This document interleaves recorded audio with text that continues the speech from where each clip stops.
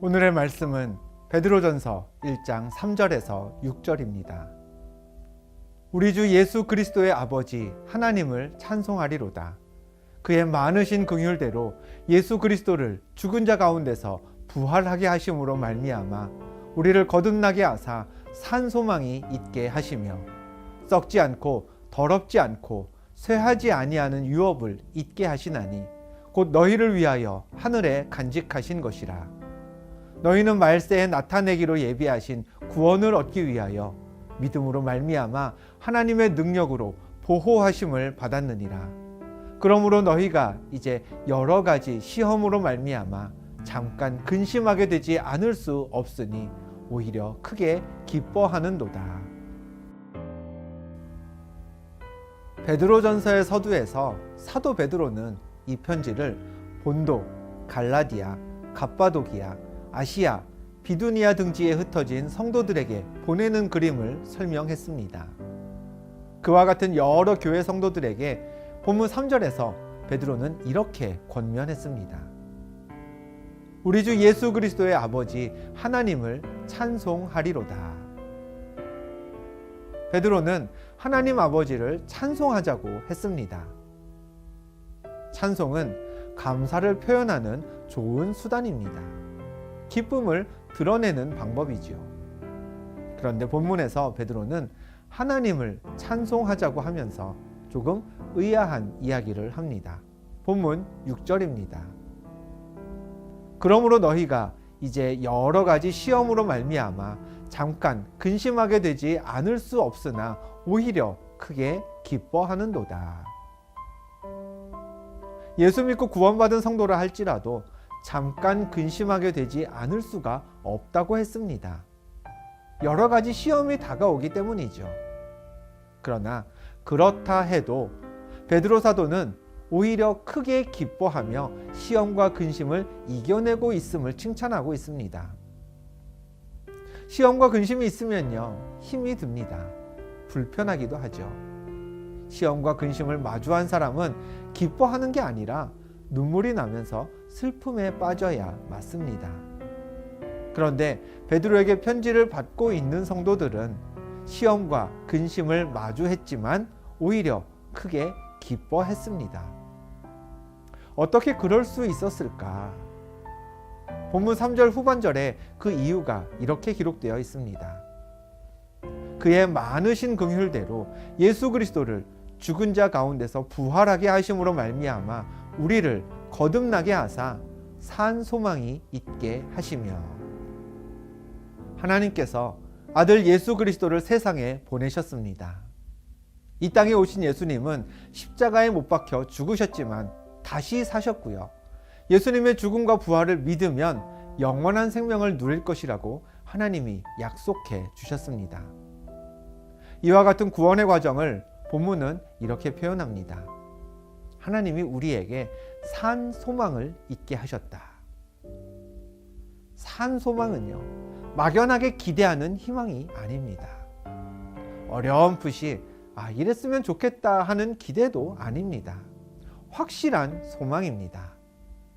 예수 믿고 구원받은 우리는 세상에서 시험으로 인해 근심한다 해도 하나님의 약속이 이루어질 것을 믿는 분명한 확신이 있기에 산 소망을 가진 것이고, 그 소망으로 인해 근심과 시험을 마주해도 기뻐 찬양할 수 있습니다. 2015년 금강산에서 남북 이산가족 상봉이 진행될 때였습니다.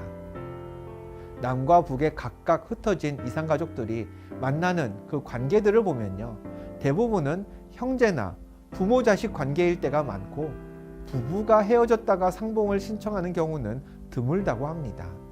그런데 2015년 상봉 때에는 남측의 이순규 할머니와 북측의 오인세 할아버지 두 부부의 상봉이 이루어졌었습니다. 두 분이 결혼한 지 6개월이 지났을 때 오인세 할아버지는 열흘만 훈련받고 오겠다라는 말을 남기고 집을 떠나서 65년 동안 돌아오지 못했습니다. 그렇게 남편과 헤어졌을 때 이순규 할머니는 임신 중이었고요. 돌아오지 않는 남편을 기다리며 홀로 아들을 키웠습니다. 그러다 그 아들이 환갑을 넘기고 나서야 남편을 만날 수 있었죠. 상봉 전에 한 언론이 할머니를 찾아가 인터뷰하면서 질문했습니다. 어떻게 혼자 그렇게 긴 시간을 기다리셨습니까? 그러자 할머니가 신발을 한 켤레 꺼내 보여주셨습니다. 그 신발은 결혼식 때 할머니가 신었던 신발이었고, 할머니는 그 신발을 보며 남편을 기다렸다고 답했습니다. 신발만 보고도요, 65년을 기다렸습니다. 그런데 우리에게는 신발보다 더 확실한 약속의 증거가 있습니다. 하나님의 말씀, 성경이죠. 성경을 약속으로 믿고 기다리다 보면 이 안에 담긴 하나님 약속이 사실이 아니면 어쩌지? 하나님은 왜 나에게 침묵하시지? 하나님이 정말 전능하신 분이고 선하신 분이 맞나? 이런 의심, 이런 생각이 들 때가 있습니다. 그러나 로마서 8장에서 바울은 이렇게 선포했습니다. 생각하건대 현재의 고난은 장차 우리에게 나타날 영광과 비교할 수 없도다. 믿음 지키며 사는 성도에게도 고난이 있습니다. 그러나 장차 우리에게 나타날 하나님의 영광은 이 땅에서 우리가 마주하는 고난과 비교할 수 없이 큽니다. 이와 같은 산 소망이 있기에, 확실한 증거가 있기에 우리는 고난을 마주하면서도 찬양을 멈추지 않는 겁니다. 하나님은 우리에게 산 소망을 주실 뿐 아니라 영원한 기업도 주십니다. 기업은요, 부모가 자녀에게 물려주는 유산을 뜻합니다. 우리는 예수 믿고 구원받아 거듭나는 순간 하나님의 자녀가 됩니다. 그 순간을 성경은 이렇게 가르치죠. 로마서 8장의 말씀입니다. 성령이 친히 우리의 영과 더불어 우리가 하나님의 자녀인 것을 증언하시나니, 자녀이면 또한 상속자 곧 하나님의 상속자요 그리스도와 함께한 상속자니, 우리가 그와 함께 영광을 받기 위하여 고난도 함께 받아야 할 것이니라. 우리는 예수님께 상속을 받았습니다. 예수님이 이 땅에 오셔서 영광만 받으셨다면 우리도 고난을 받을 필요가 없습니다. 영광만 누리면 됩니다. 하지만 예수님은 영광과 함께 고난도 받으셨습니다. 그렇기 때문에 그리스도와 함께 상속자가 된 우리에게도 고난이 있습니다. 고난이 있지만 고난을 이기고 승리하신 예수님과 함께 우리 또한 승리할 것을 믿기에 우리는 고난 중에도 또 고난을 마주해도 계속해서 하나님을 찬양할 수 있습니다. 본문에서 베드로는 우리가 받은 영원한 기업을요, 이렇게 표현하고 있습니다. 본문 4절입니다.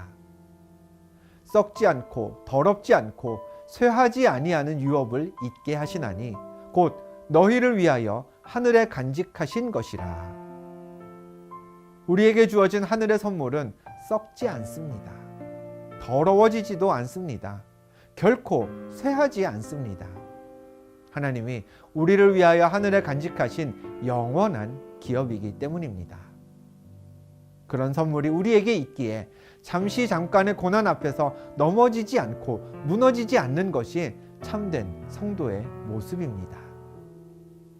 이 말씀을 기억하며 오늘은 이렇게 기도하겠습니다. 하나님, 세상 살며 고난을 마주하고 슬픔을 겪기도 하지만 하나님 약속하신 산 소망이 내게 있음을 믿습니다. 영원한 기업이 하늘에 있음을 믿습니다. 그 소망, 그 기업을 믿고 세상을 담대히 이기게 하옵소서. 베드로는 아버지 하나님을 찬송하자고 했습니다. 산 소망을 바라보고 영원한 기업을 믿으며 크게 기뻐하자고 가르쳤습니다. 그 가르침, 그 권면대로 오늘 잠깐 근심하게 되더라도 멈추지 않고 찬송하실 수 있기를, 그런 삶의 주인공 되시기를 축원합니다. 기도하겠습니다. 하나님, 주 예수 나의 산 소망 되심을 고백합니다. 우리를 위한 영원한 유업이 하늘에 간직되어 있음을 믿습니다. 그 믿음으로 오늘도 세상 상황과 형편에 흔들리지 않고 하나님을 기뻐 찬송하는 나의 삶 되게 하옵소서. 예수님의 이름으로 기도합니다. 아멘.